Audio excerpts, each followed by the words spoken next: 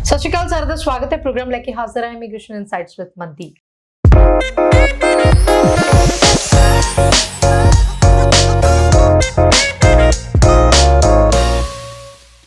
चर्चा च एक बार फिर तो मेरे नाल जुड़े ने वेस्ट ओवरसीज तो मिस्टर प्रदीप जी। स्वागत, सत श्री अकाल जी। थैंक यू, सत श्री अकाल जी। सो पिछले शोज़ ਦੇ ਦੌਰਾਨ ਅਸੀਂ ਜਰਮਨੀ ਜਾਣ ਨੂੰ ਲੈ ਕੇ ਗੱਲਬਾਤ ਕੀਤੀ, ਆਸਟ੍ਰੇਲੀਆ ਦੇ ਕੁਝ ਟੌਪਿਕਸ ਨੂੰ ਅਸੀਂ ਕਲੀਅਰ ਕਰਨ ਦੀ ਕੋਸ਼ਿਸ਼ ਕੀਤੀ, ਲੇਕਿਨ ਉੱਥੇ ਇੱਕ ਹੋਰ ਵੀ ਸਵਾਲ ਜਿਹੜੇ ਉੱਠ ਕੇ ਸਾਹਮਣੇ ਖੜੇ ਹੋ ਗਏ। ਉਹਨਾਂ ਸਵਾਲਾਂ ਤੇ ਅੱਜ ਪ੍ਰਦੀਪ ਜੀ ਅਸੀਂ ਚਰਚਾ ਕਰਨੀ ਹੈ। ਆਸਟ੍ਰੇਲੀਆ ਜਾਣਾ ਬੇਸਿਕ ਐਲੀਜੀਬਿਲਟੀ ਹਰ ਕੋਈ ਜਾਣ ਲੈਂਦਾ ਹੈ, ਵੱਖ-ਵੱਖ ਪਲੇਟਫਾਰਮਸ ਤੇ ਵੀ ਸਾਨੂੰ ਕਲੀਅਰ ਹੋ ਜਾਂਦੀ ਹੈ ਕਿ ਸਿਰਫ ਅਸੀਂ ਅੱਛਾ ਸਕੋਰ ਟਾਰਗੇਟ ਕਰ ਲੈਂਦੇ ਆ ਆਪਣੀ +2 ਦੀ ਐਜੂਕੇਸ਼ਨ ਜਾਂ ਗ੍ਰੈਜੂਏਸ਼ਨ 'ਚ, ਉਹੀ ਇਨਫ ਹੈ। ਸਾਡਾ ਆਇਲਸ ਪੀਟੀ ਦਾ ਸਕੋਰ ਜੇ ਅਸੀਂ ਮੀਟ ਕਰਦੇ ਤਾਂ ਉਹੀ ਇਨਫ ਹੈ, ਜਾਂ ਫਿਰ ਕੁਝ ਹੋਰ ਵੀ ਚੀਜ਼ਾਂ ਹੁੰਦੀਆਂ ਨੇ जिन्हां ते उत्ते बरीकी नाल नजर पानी जरूरी हुंदी है? जी, बहुत बर्निंग क्वेश्चन है जी, और स्टूडेंट को समझना होगा। स्टूडेंट एक वहम में जीते हैं कि जी मैंने आइल्स कर लिया, पीटी कर लिया तो अब मेरा तो वीजा आ ही जाएगा। राइट। बहुत सारे पैरामीटर्स हैं किसी भी कंट्री में। हम ऑस्ट्रेलिया की बात कर रहे हैं अभी तो, लेकिन ये किसी और कंट्री में भी अगर आप जा रहे हो तो ये जो पैरामीटर्स मैं अभी बताने जा रहा हूँ हर एक कंट्री में मोस्टली लागू होते हैं। ठीक है। बच्चे की प्रॉब्लम क्या है कि बच्चा कोई रिसर्च नहीं करता। बच्चे ने अपनी आइल्स में एडमिशन ले लिया, ठीक है, आइल्स करता है। इन मेन टाइम उनके पेरेंट्स पूरे शहर में अनाउंसमेंट कर देते हैं कि मेरा बेटा या मेरी बेटी आइल्स कर रही है, ठीक है, अब वो चली जाएगी, ठीक है। पेरेंट्स इतने ज्यादा इमोशनल भावुक हो जाते हैं और सपने देखना शुरू कर देते हैं। ऐसे ही स्टूडेंट तो डेली जहाज में बैठ कर सोते हैं। हाँ। रोज लैंड होते हैं टोरंटो, मेलबर्न, सिडनी, या फिर जिस कंट्री, यूएसए, न्यूयॉर्क, जहां जाना है। सपने बहुत बच्चे लेते हैं, लेकिन उस हिसाब से एक्सरसाइज नहीं करते, उस हिसाब से रिसर्च नहीं करते। राइट। मैं जब भी स्टूडेंट से मिलता हूँ, मैंने कहा बेटा आप क्या कर रहे हो? आइल्स कर रहे हो। मैं किस कंट्री में जाना है? कनाडा में जाना है, ऑस्ट्रेलिया में जाना है, यूके में जाना है। मैं कहा बेटा बताना आपने कौन से कोर्स में जाना है?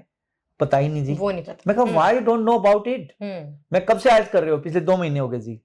कितना स्कोर आ जाएगा? ले लूंगा जी 7 बैंड। अरे तेरे 7 बैंड आ जाएंगे, तूने ये नहीं पता कि तेरे को जिस कंट्री में जाना है उसमें किस कोर्स में। अच्छा बेटा फीस स्ट्रक्चर नहीं, वो तो जी सर्च नहीं किया। कौन सी यूनिवर्सिटी, वो तो सर्च नहीं किया। बस ये पता है मेलबर्न जाना है, ये पता है पर्थ जाना है, इतना भी पता है। मैं क्यों जाना है मेलबर्न या पर्थ? मेरी मौसी का मुंडा है वहां पे, इतना तो पता है। इट मीन्स, मैंने कहा उसके फंड्स हैं आपके पास? नहीं जी वो तो पेरेंट्स को पता है। मैं कहा फिर पेरेंट्स को क्या अकाउंट में है? जी वो तो ना पेरेंट्स कह रहे थे कि जी तू आइल्स कर ले, उसके बाद कर लेंगे, अरेंज कर लेंगे तो जी जी इधर मैनेज। फिर बोल अच्छा जी आप भी कर सकते हो क्या फंड्स हमारे? चलो फिर अगला क्वेश्चन स्टूडेंट्स का आता है कि भाई फादर क्या करते हैं? कि जी मेरे फादर तो क्या नाम है बिजनेस करते हैं। मम्मी क्या करती है? कि मम्मी भी हाउसवाइफ है जी। मैंने कहा फादर का पैन कार्ड है जी? वो तो पता नहीं जी। मम्मी हाउसवाइफ है, क्या वो ITR भरती है? किसी कोई रेंटल इनकम आ रही हो, या कोई फिर क्या नाम है कोई FD पड़ी हो, उस पे FD पे इंटरेस्ट हो? बोले जी वो तो पता नहीं। तो मैंने कहा आप? बोले जी मैं क्या नाम है मैंने 2019 में या 20 में मतलब बैचलर की थी, उसके बाद मेरा अभी कंटिन्यू में जॉब कर रहा हूँ। मैं बेटा पैन कार्ड है? नहीं जी पैन कार्ड नहीं है। अरे भाई व्हाट यू आर डूइंग? तेरा पैन कार्ड नहीं है तो तू 2020 के बाद जॉब कर रहा है, ठीक है, और तूने 2 साल काम किया है, 1 साल काम किया है, उसके बिहाफ पे तूने ITR नहीं भरी, वो क्यों जरूरी है जी? मैं तो बाहर जा रहा हूं जी। अरे तू बाहर जा रहा है, तेरे पास अपॉइंटमेंट लेटर चाहिए, तेरा वर्क एक्सपीरियंस सर्टिफिकेट चाहिए, सैलरी ITR चाहिए एज पर द सैलरी। पापा मम्मी या जो दादा दादी नाना नानी जो आपको स्पॉन्सर कर रहे हैं उनके पास कितने फंड्स है वो पता होना चाहिए। आपने इधर उधर पैसे दे रखे हैं, ठीक है, वो पैसे ले लो। आरती से उठाना है आरती से ले लो। अब हमारे यहाँ क्या करते हैं कि आरती के पास क्या नाम है जमीन जो मतलब खेती है, चाहे गन्ना है, फसल जो भी है, वो वहां पे बेच के जमा पैसे वहीं छोड़ देते हैं। अरे भाई तेरे पैसे हैं, तू वापस ले क्यों नहीं रहा, अकाउंट में क्यों नहीं डाल रहा? कि जी वो जब जरूरत होगी ना तब ले लेंगे। अच्छा चाचा को दे रखे जी पैसे, मौसी के लड़के को पैसे दे रखे हैं, भाई वो वापस लो, अकाउंट में डाल लो। तो ये चीजें बच्चा नहीं करता। तो कहने का मतलब ये है किसी भी बच्चे ने अब्रॉड जाना है किसी भी कंट्री में, तो एक आइल्स या पीटी के अलावा और बहुत सारे पैरामीटर्स हैं जिनको क्लियर करना। जी जी पैरामीटर्स में आते हैं आपके एकेडमिक परसेंटेज, मेजर सब्जेक्ट में नंबर कितने हैं, कोई गैप तो नहीं है, गैप है तो गैप की एक्टिविटी क्या है, पहला पैरामीटर। दूसरा आपके पास फंड्स कितने हैं, ठीक है, फंड्स किस मोड में है, FD में है, सेविंग में है, कहीं पोस्ट ऑफिस में तो पैसा नहीं डाल रखा, कहीं कोऑपरेटिव या सोसाइटी में तो पैसा नहीं पड़ा जो कि चलता ही नहीं है, पीएफ में पैसा तो नहीं पड़ा जो कि चलता ही नहीं है, आपको निकालना पड़ेगा, ईपीएफ है, जीपीएफ है, चलता ही नहीं है, उसको आपको निकालना पड़ेगा अगर ऑस्ट्रेलिया जाना है तो, ठीक है, अदरवाइज वो पैसा यूटिलाइज नहीं होगा।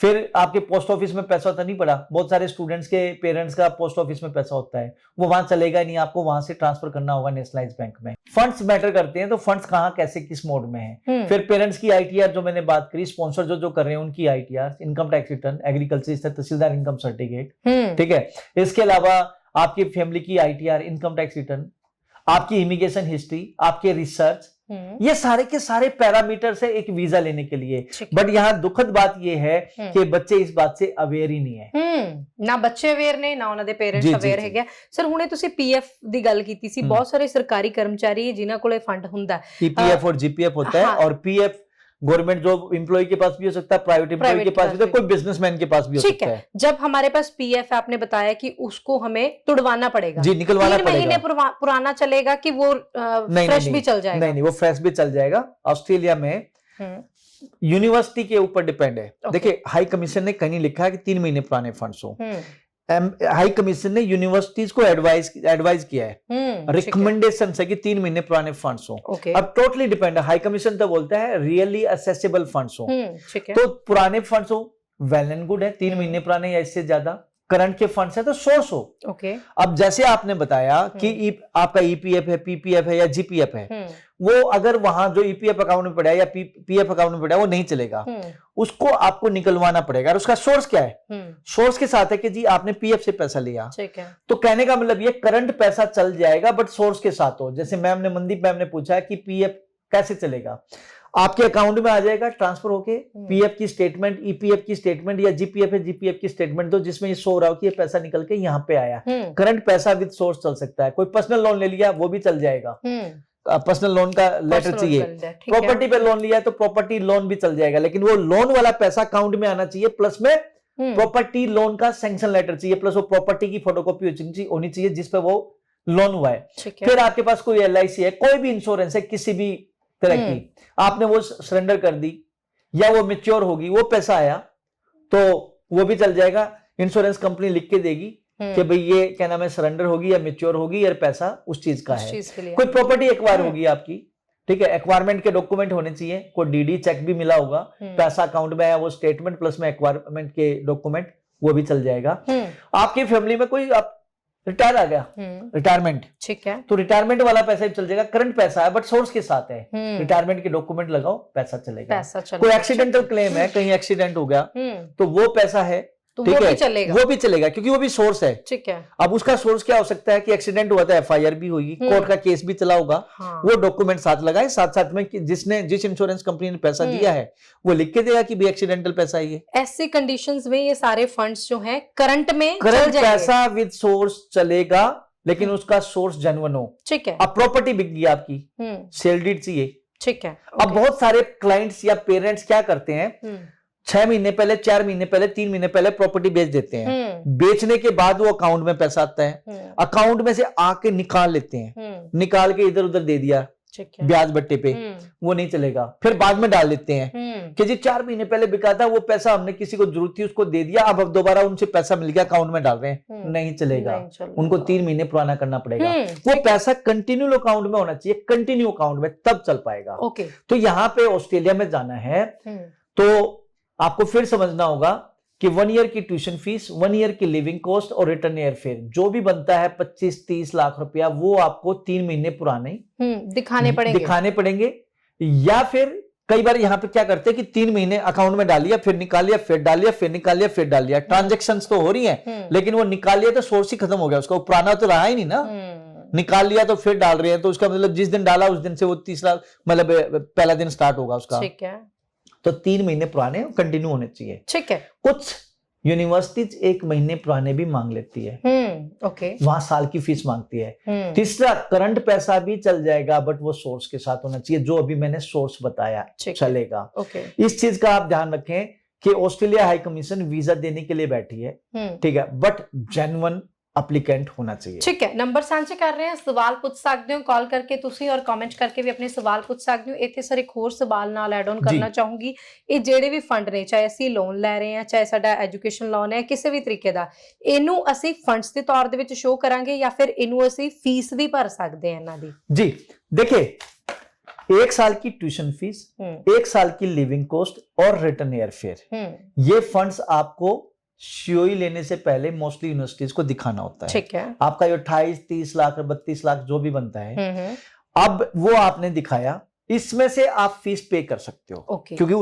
उसी फीस में से आप दे सकते हो। 1 साल की फीस आपने दिखाई है ना, तो वो इसलिए दिखाई कि उसमें से पे कर सकते हो। ਓਕੇ, ਉਹਦੇ ਚ ਸਾਨੂੰ ਕੋਈ ਪ੍ਰੋਬਲਮ ਨਹੀਂ ਹੈ, ਬਟ ਜੇ ਸਾਡੇ ਕੋਲ ਕਰੰਟ ਫੰਡ ਹੈ ਤਾਂ ਉਹ ਸਾਡੇ ਕੋਲ ਕੰਟੀਨਿਊਟਲੀ ਉਹਦੇ ਪ੍ਰੂਵ ਹੋਣੇ ਚਾਹੀਦੇ, ਇਹ ਚੀਜ਼ਾਂ ਵੈਰੀਫਾਈ ਕਰਨ ਵਾਲੀਆਂ ਨੇ। ਕੋਈ ਵੀ ਸਵਾਲ ਹੈ ਜ਼ਰੂਰ ਸਾਂਝੇ ਕਰੋ ਸਰ। ਇੱਕ ਚੀਜ਼ ਹੋਰ ਹੈ ਕਿ ਇਹ ਸਾਰੀਆਂ ਚੀਜ਼ਾਂ ਅਸੀਂ ਕਲੀਅਰ ਕਰ ਰਹੇ ਹਾਂ ਸਟੈਪ ਬਾय ਸਟੈਪ, ਤਾਂ ਸਾਡਾ ਜੀਟੀ ਕਲੀਅਰ ਕਰਨ ਤੋਂ ਕੁਝ ਵੀ ਪ੍ਰੋਬਲਮ ਨਹੀਂ ਆਏਗੀ, ਜੀਟੀ ਕਲੀਅਰ ਹੋ ਜਾਏਗਾ। ਇੱਕ ਐਸਾ ਸਟੂਡੈਂਟ ਵੀ ਹੈ ਜਿਹੜਾ ਐਸਓਪੀ ਤੇ ਖਾਸਾ ਵਰਕ ਨਹੀਂ ਕਰਦਾ, ਉਹਨਾਂ ਨੂੰ ਤੁਸੀਂ ਕੀ गाइड करोगे? देखो जी, मैं तो एक ही चीज बोलूंगा कि जो हाई कमीशन है वो आपको वीजा देने के लिए बैठी है, बट वो आपकी जेन्युइन सिचुएशन को समझना चाहते हैं। मेजॉरिटी ऑफ द स्टूडेंट्स क्या करते हैं कि कंसल्टेंट पे डिपेंड हो जाते हैं, कंसल्टेंट ही एसओपी बनाएगा। यहाँ बैड लक ये है कि बच्चे को तो पता ही नहीं होता कि इसकी एसओपी में लिखा क्या है। अब वहां पे कंसल्टेंट या काउंसलर जो भी एसओपी राइटर्स वो क्या करते हैं, अब उनके पास एक फाइल तो है नहीं, पता नहीं कितनी फाइलें चल रही हैं, कॉपी पेस्ट मार देते हैं। कई बच्चे कंप्लेन करते हैं, जी मेरी तो एसओपी उन्होंने आपने गलत लिख दी है, एसओपी में तो जी मेरा क्या नाम है कोर्स ही गलत है। तो यहाँ पे एसओपी राइटर्स आपको करेक्ट कर सकते हैं, कोई ग्रामेटिकल मिस्टेक्स है, ठीक है, या फ्लो नहीं बन रहा है, ठीक है, या वे ऑफ राइटिंग नहीं पता है, एसओपी राइटर का काम ये है। ठीक है, लेकिन फीलिंग तो आपने ही डालना है, आपकी पर्सनल सिचुएशंस आपको पता है, आप क्यों ऑस्ट्रेलिया पढ़ना चाहते हो, आप किस बात से इंस्पायर हुए जो ऑस्ट्रेलिया जाना चाहते हो, आपकी फैमिली में कौन कौन आपको स्पॉन्सर कर रहे हैं, उसका आउटकम क्या है, जो आउटकम होगा उस कोर्स कंप्लीट करने के बाद। अब उसको एसओपी राइटर को थोड़ी पता आप कहाँ जॉब करोगे, हो सकता है आप ऑस्ट्रेलिया में रहना चाहते हो सकता है आपको वर्ल्ड के किसी भी कोने में जाना चाहते हो सकता है आपको इंडिया में वापस आना चाहते हो, तो ये तो आपको पता है ना कि कौन से एम्प्लॉयर आपको जॉब देने वाला है। ठीक है, तो ये चीजें हाई कमीशन देखना चाहती है। अब एसओपी राइटर थोड़ी लिखेगा, ये तो सर आपका काम है, ये आपको अपनी लैंग्वेज में, जितने आप अपनी लैंग्वेज में लिखेंगे उतना आपके लिए बेटर होगा। अब होता है कि एक बच्चा 6 बैंड के इक्वल है और एसओपी राइटर लिख रहा है उसको 9 बैंड के इक्वल, हाई कमीशन पहले ही समझ जाती है कि स्टूडेंट ने थोड़ी लिखी है, ये तो एजेंट ने लिखी है, जी एजेंट ने लिखी है। तो यहाँ पे तो ये चीजें डामाडोल कर देती है प्रोफाइल को। यस, वो कहते हैं जी ऐसी एसओपी दो जो स्ट्रेट फॉरवर्ड हो और आपकी पर्सनल बैकग्राउंड से मैच करती हो। ओके, और हर किसी की क्योंकि स्टोरी सेम नहीं होती, जी सेम नहीं हो सकती, आपकी स्टोरी अलग है, मेरी अलग है। बिल्कुल, बहुत सारे स्टूडेंट्स सर उनके मन में ये सवाल रहता है कि भाई इस प्रोफाइल पे, इस एसओपी पे मेरे फराल ने दोस्त का वीजा आ गया तो आप भी इसको कॉपी पेस्ट करके लगा दो, तो आप उस चीज को प्रॉपरली नकार रहे हो कि वो चीजें आपके लिए नुकसानदायक हो सकती हैं। सर एक बच्चा ऐसा भी है जिसको किसी ना किसी कारणवश +2 में नंबर अच्छे नहीं आए, लेकिन ग्रेजुएशन में अच्छा स्कोर टारगेट कर गया और अपना जो आइल्स का स्कोर था उसको भी मीट कर लिया। ऐसे जो केस हैं उनका रिस्क फैक्टर थोड़ा ज्यादा होता है या निकल जाता है सक्सेसफुली वीजा? देखिए मैम, ये एक रिस्क तो है कि भाई उसकी 12th में परसेंटेज कम है लेकिन बैचलर में अच्छी है, इसका मतलब उसने रिकवर कर लिया, ठीक है, और उसने आईएलटीएस या पीटी में स्कोर भी अच्छा ले लिया। ऐसे स्टूडेंट की पॉसिबिलिटी हाई बन जाती है। ऐसे हमारे बहुत सारे स्टूडेंट हैं, जैसे उसके 10th में 53 थे, 12th में उसने 75% ले लिए, ही गॉट द वीजा, उसका वीजा आया, उसने आईएलटीएस में स्कोर भी अच्छा लिया था, उसका मतलब बहुत सारी फैक्टर्स हैं। अगर उसके मान ले परसेंटेज कम है, उसने आईएलटीएस या पीटी में स्कोर अच्छा ले लिया, फंड्स उसके पास अच्छे हैं, फैमिली इनकम अच्छी है, प्रोग्रेसिव कोर्स ले लिया, रिलेवेंट कोर्स ले लिया और क्या नाम है उसने एसओपी अच्छे तरीके से रिप्रेजेंट की, स्टूडेंट का वीजा लग जाएगा। ठीक है, ओके जी। सो नंबर ਸਾਂਝੇ ਕਰ ਰਹੇ ਕਿ ਜੁੜ ਸਕਦੇ ਸਾਡੇ ਨਾਲ। सर इजाजत ਲੈਣ ਦਾ ਵੇਲਾ ਹੋ ਗਿਆ ਹੈ, ਸਾਡੀ ਆਡੀਅנס ਨੂੰ ਕੀ ਕਹੋਗੇ ਤੁਸੀਂ? मैं एक ही चीज बोलना चाहूंगा, देखो आपने मुझे चांस नहीं दिया, तकरीबन ये 50-60 वीजाज होंगे मेरे जो मैं डिस्कस करना चाहता था ऑस्ट्रेलिया के, माइट भी अगले किसी शो में हम इसको डिस्कस करेंगे। तो मैं एक ही चीज बोलूंगा, ऑस्ट्रेलिया जाना चाहते हो राइट टाइम है जी, अगले 5 साल ऑस्ट्रेलिया बहुत अच्छे लेवल पे चलेगा, ये मेरी प्रेडिक्शन है, कहीं लिखा नहीं है, ठीक है। और वर्ल्ड के किसी भी कोने में जाना चाहते हो तो एक राइट कंसल्टेंट होना जरूरी है, और जो पैरामीटर्स मैंने बताए हैं वो आपको ही कंप्लीट करने हैं। कंसल्टेंट आपकी हेल्प कर सकता है, आपको गाइड कर सकता है। आइए वेस्टर्न ओवरसीज के ऑफिस में, आप मेरे पास काउंसलिंग लेने आएंगे, मैं आपको काउंसलिंग देने के बाद आपको एडमिशन एंड फाइलिंग की चेकलिस्ट भी साथ दूंगा और आपको बताऊंगा कि किस कंट्री में, किस कॉलेज में, किस कोर्स में आपका वीजा आ सकता है। ये शो डेडिकेटेड था ऑस्ट्रेलिया के लिए। ऑस्ट्रेलिया में मेरा ऑफिस है मेलबर्न में। हमारा कंसल्टेंट हमारे पैनल पे है जी, ठीक है। वी आर क्वालिफाइड कंसल्टेंट, एरी मेंबर है, क्वालिफाइड कंसल्टेंट है। ऑस्ट्रेलिया जाना है, आप आइए, हम आपकी हेल्प करेंगे ऑस्ट्रेलिया में जाने के लिए। ठीक है, ਥੈਂਕ ਯੂ ਸਰ ਇਨਫੋਰਮੇਸ਼ਨ ਦੇਣ ਦਾ ਕਰਕੇ ਜੀ। ਤੁਸੀਂ ਜੁੜ ਸਕਦੇ ਹੋ ਸਾਡੇ ਨਾਲ, ਕਾਲ ਵੀ ਕਰ ਸਕਦੇ ਹੋ। ਸੋ ਇਹਨਾਂ ਨੰਬਰਸ ਦੇ ਉੱਪਰ ਵੈਸਟਰਨ ਓਵਰਸੀਜ਼ ਦੀ ਟੀਮ ਤੁਹਾਡੇ ਸਵਾਲਾਂ ਦੇ ਜਵਾਬ ਜ਼ਰੂਰ ਦੇਗੀ। ਕਮੈਂਟ ਕਰਕੇ ਤੁਸੀਂ ਆਪਣੇ ਹੋਰ ਸਵਾਲਾਂ ਦੇ ਜਵਾਬ ਵੀ ਪਾ ਸਕਦੇ ਹੋ। ਤੁਸੀਂ ਚਾਹੁੰਦੇ ਹੋ ਕਿ ਅਸੀਂ ਅਗਲਾ ਟੌਪਿਕ ਤੁਹਾਡੇ ਸਵਾਲਾਂ ਦੇ ਉੱਪਰ ਕਰੀਏ ਤਾਂ ਤੁਸੀਂ ਉਹ ਵੀ ਸਵਾਲ ਸਾਡੇ ਨਾਲ ਸਾਂਝੇ ਕਰ ਸਕਦੇ ਹੋ। ਇਜਾਜ਼ਤ ਦਿਓ ਜੀ, ਧੰਨਵਾਦ, ਸਤਿ ਸ਼੍ਰੀ ਅਕਾਲ।